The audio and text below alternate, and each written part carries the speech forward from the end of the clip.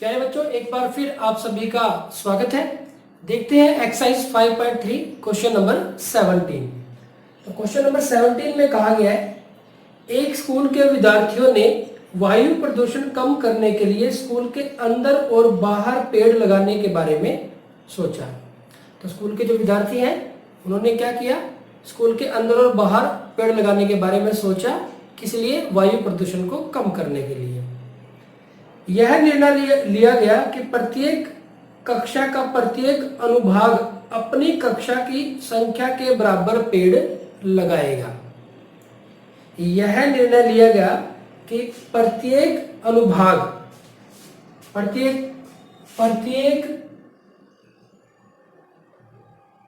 कक्षा का प्रत्येक अनुभाग, दोबारा से पढ़ते हैं। यह निर्णय लिया गया कि प्रत्येक कक्षा का प्रत्येक अनुभाग अपनी कक्षा की संख्या के बराबर पेड़ लगाएगा। अपनी कक्षा की संख्या के बराबर पेड़ लगाएगा।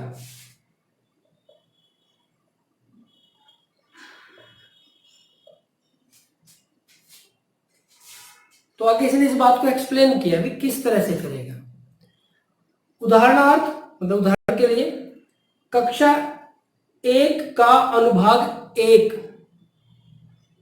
का एक अनुभाग 1 पेड़ लगाएगा। कक्षा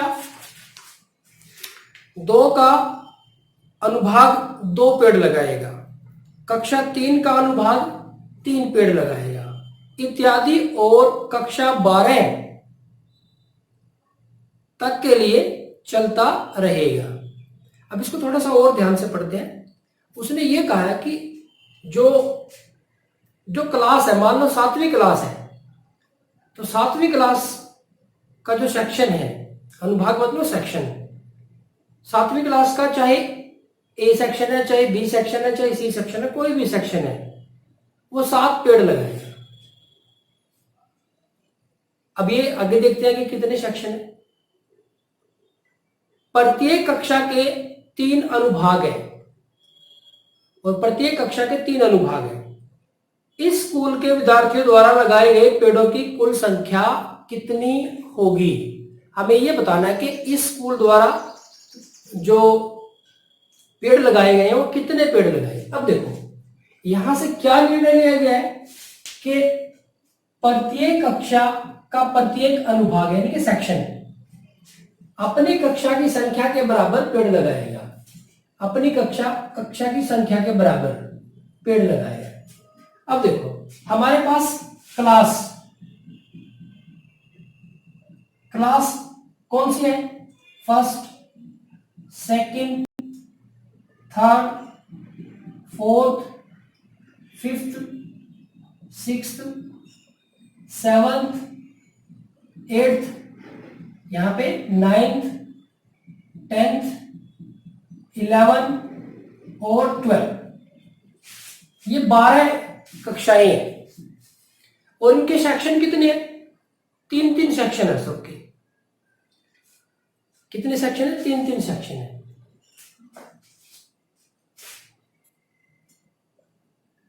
सेक्शन सबके कितने हैं? 3-3 है। सबके सेक्शन है 3, इसके भी 3, इसके भी 3, इसके भी 3। यहां पे सभी कक्षाओं के 3 सेक्शन हैं।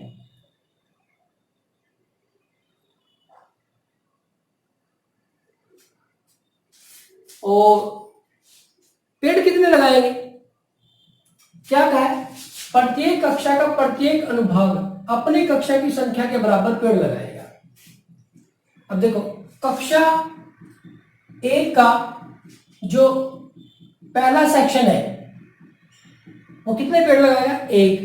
दूसरा सेक्शन भी कितने पेड़ लगाएगा? 1 ही लगाएगा। और तीसरा सेक्शन भी कितना लगाएगा? 1 ही लगाएगा। तो तीनों सेक्शन ने कुल कितने पेड़ लगा दिए? 3 पेड़ लगा दिए। तो तीनों सेक्शन या अनुभाग लिख सकते हैं आप, यहां पे भी अनुभाग और यहां कक्षा। तीनों अनुभागों द्वारा लगाए गए पेड़ों की संख्या। पेड़ों की संख्या। अब देखो, कक्षा एक के किसी भी सेक्शन को कितने पेड़ लगाने थे? एक लगाना था, लेकिन सेक्शन 3 है तो टोटल पेड़ कितने लगाए उन्होंने? 3।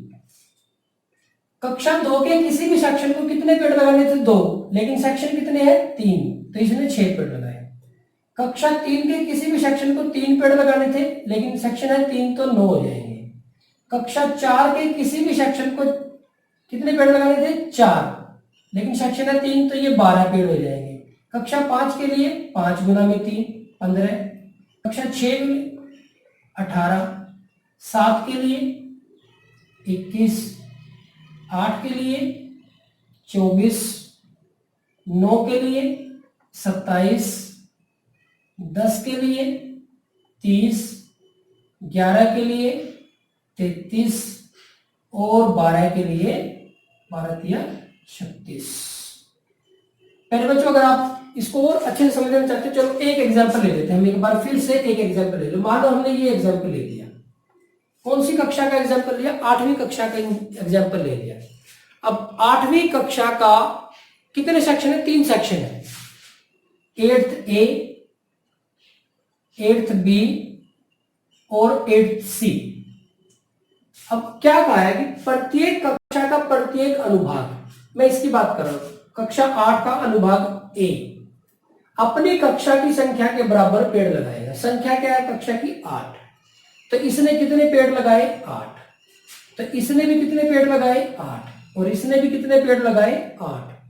तो 8 24 हो गए, यानी कि 8 गुना 3 कर सकते हैं, तो ये हमारे पास 24 हो गया।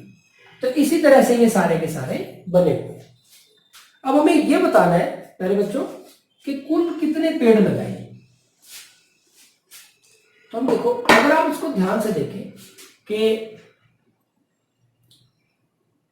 कक्षा 1 से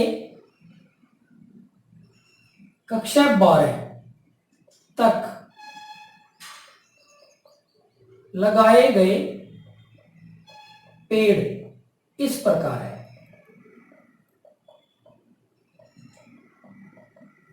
कक्षा 1 ने कितने लगाए? 3। कक्षा 2 ने 6, 9, 12, 15, इस तरह चल रहा है, और लास्ट में 33 और फिर उसके बाद 36। तो ये कक्षा 1 तीनों सेक्शन के, ये भी कक्षा 2 के तीनों सेक्शन के, कक्षा 3 के तीनों सेक्शन के, इस तरह से कक्षा 12 के तीनों सेक्शन के हमारे पास 36 है। अब हमें ये बताना है कि टोटल पेड़ कितने हैं। तो एसएन का फॉर्मूला लगाना है हमारे पास। ये हमारे पास एपी है, ये हमारे पास एक एपी है, तो इसका प्रथम पद कितना है? ए यानी कि 3। सार्वंतर डी कितना है? 6 माइनस 3, 3 है हमारे पास। कितनी कक्षाएं हैं? 12। तो एन का मान कितना है? 12। ए का मान, डी का मान, एन का मान है, तो ये फॉर्मूला लगा सकते हैं। लेकिन हमें लास्ट पद का भी पता है, तो एल का भी पता है हमें, तो ये हमारे पास 36 है, तो ये भी लगा सकते हैं हम। तो ये छोटे वाला फॉर्मूला हम अप्लाई कर लेते हैं एस एन का। एस एन बराबर है n/2 a प्लस एल। तो एस एन, एन का मान है हमारे पास 12/2, ए का मान है 3 और एल का मान है 36। तो एस एन यहां पे कैंसिल किया, 6 मिला और ये 39। तो एस एन, तो 6 में 54, 4, 18 और 5 23, तो जोड़ आ गया 234। एस एन, अगर आप एन की जगह पे चाहो तो 12 लिखना चाहो तो 12 लिख सकते हो, 12। यहां पे भी 12।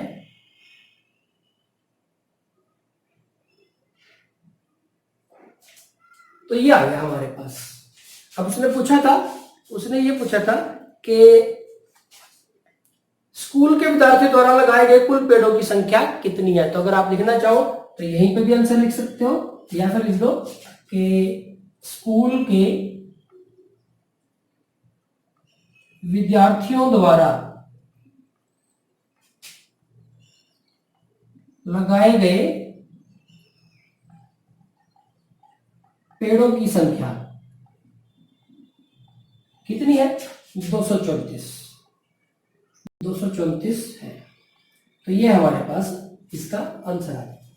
तो प्यारे बच्चों, यहां पे इस तरह के क्वेश्चन में सिर्फ एक बात इंपॉर्टेंट होती है, आपको स्टेटमेंट समझनी है ढंग से, बहुत अच्छे से आपको स्टेटमेंट समझनी है। अगर आप स्टेटमेंट बहुत अच्छे से समझ लेते हो, फिर क्वेश्चन को सोल्व करने में किसी प्रकार की कोई कठिनाई नहीं आती। तो प्यारे बच्चों, ये था हमारे पास क्वेश्चन नंबर 70।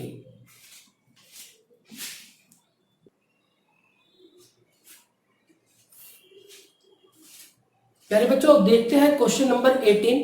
क्वेश्चन नंबर 18 एक बेहद इंपॉर्टेंट क्वेश्चन है। इसमें कहा गया है, केंद्र ए से प्रारंभ करते हुए बारी बारी से केंद्र ए और बी को लेते हुए त्रिज्याओं 0.5 सेंटीमीटर, 1.0 सेंटीमीटर, 1.5 सेंटीमीटर, 2.0 सेंटीमीटर, इस तरह से चलता रहेगा वाले उत्तरोत्तर यानी कि लगातार सक्सेसिव अर्धवृत्तों को खींचकर एक सर्पिल बनाया गया है। तो सर्पिल के बारे में हमने 9th क्लास में भी पढ़ा है कि हमने एक स्क्वायर रूट स्पाइरल या वर्गमूल सर्पिल बनाया था वहां पे 9th क्लास में, जैसा कि आकृति 5.4 में दर्शाया गया है। 13 क्रमागत अर्धवृत्तों से बने इस सर्पिल की कुल लंबाई क्या है? 13 क्रमागत अर्धवृत्तों से बने यानी कि 13 क्रमागत अर्धवृत्त लेने हैं हमें, कि उसकी कुल लंबाई क्या है। यहाँ पे बताया गया कि पाई को आप 5/7 यूज कर लें, और संकेत में नीचे लिखा गया है कि क्रमशः केंद्रों ए बी, एक बार ए को केंद्र मानना है, एक बार बी को मानना है, एक बार ए को फिर बी को। जो अर्धवृत्तों की लंबाइयां हैं वो क्या है? L1, L2, L3, L4 इस तरह से हैं। तो जैसे कि यहाँ पे दिखाया गया। अब देखो, मान लो जो केंद्र ए को केंद्र मान के क्या किया, एक अर्धवृत्त खींचा, कितनी त्रिज्या लेके 0.5। तो यहाँ पे प्रकार रख के एक ये अर्धवृत्त खींच दिया, यहां तक पहुंच गई, इस जगह तक। अब बी को केंद्र मान के यहां पे प्रकार रखेंगे, बी को केंद्र मान के, और 1 सेंटीमीटर प्रकार खोल के यहां तक पहुंच जाएगी, क्योंकि 0 पॉइंट यहां था, 0.5 यहां था, तो यहां तक पहुंच गई। अब अर्धवृत्त ये बना दिया, यहां पे पहुंच गई। अब ए को केंद्र मान के, अब देखो ये कितनी हो जाएगी? 0.5 और 1 यानी कि 1.5। अब यहां पे रख के यहां से 1.5 हो गई, तो इसको प्रकार को खोल के एक और अर्धवृत्त लगा दिया। अब फिर बी को 2 सेंटीमीटर प्रकार खोल के, और यहां से इस तरह से, तो ये चलता रहा क्रम। तो ये जो वर्गमूल सर्पिल बना है, तो 13 अर्धवृत्त लेके कुल कितनी लंबाई बनेगी ये हमें बताना है। अब देखो, जो अर्धवृत्त का जो वृत्त की परिधि होती है वो कितनी होती है? वृत्त की परिधि होती है हमारे पास 2 पाई आर, और अर्धवृत्त की परिधि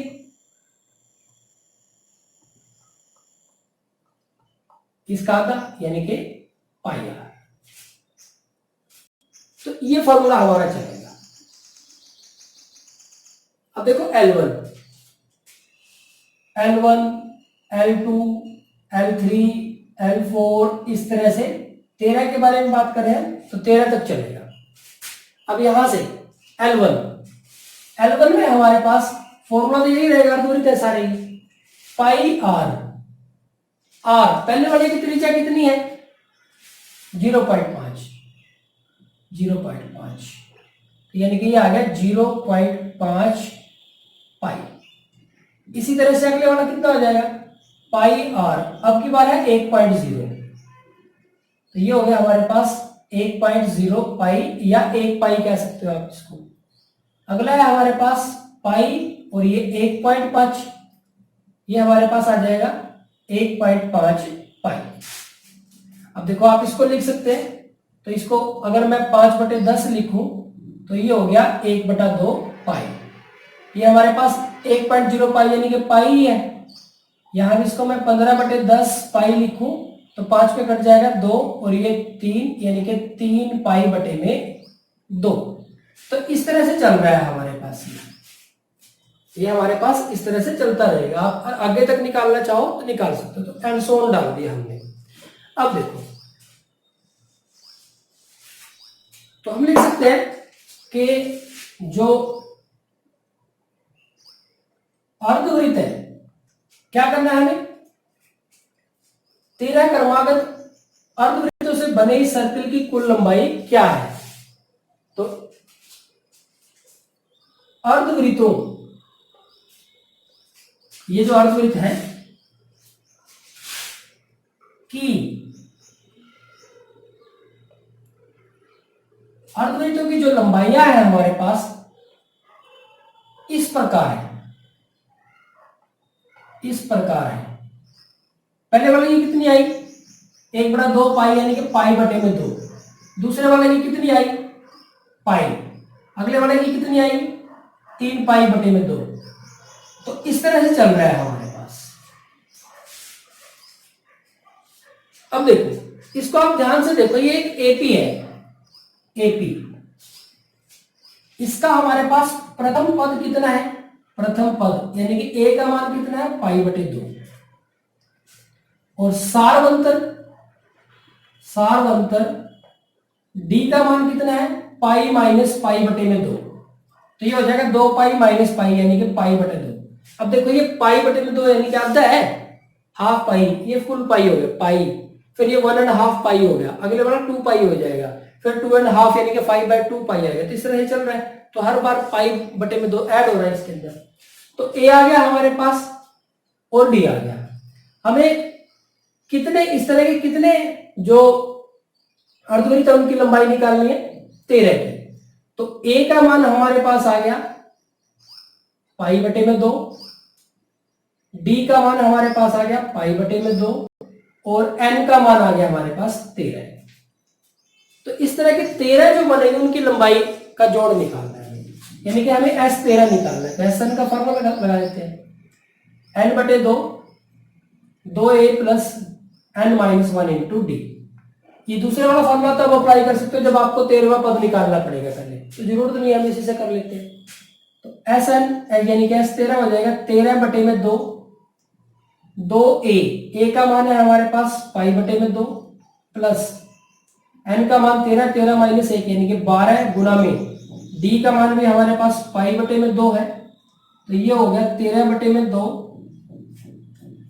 तो पाई मिलेगा यहां से हमें प्लस, क्योंकि 2 तो कैंसिल हो जाएगा, यहां से कैंसिल करेंगे 6 यानी कि 6 पाई।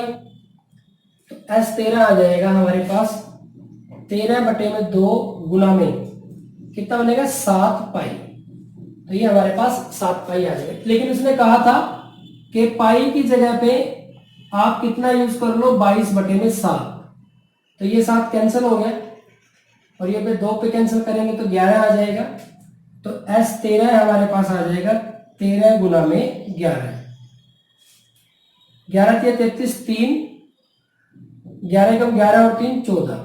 तो ये हमारे पास इसका आंसर आ गया 143 सेंटीमीटर। तो हम लिख सकते हैं कि 13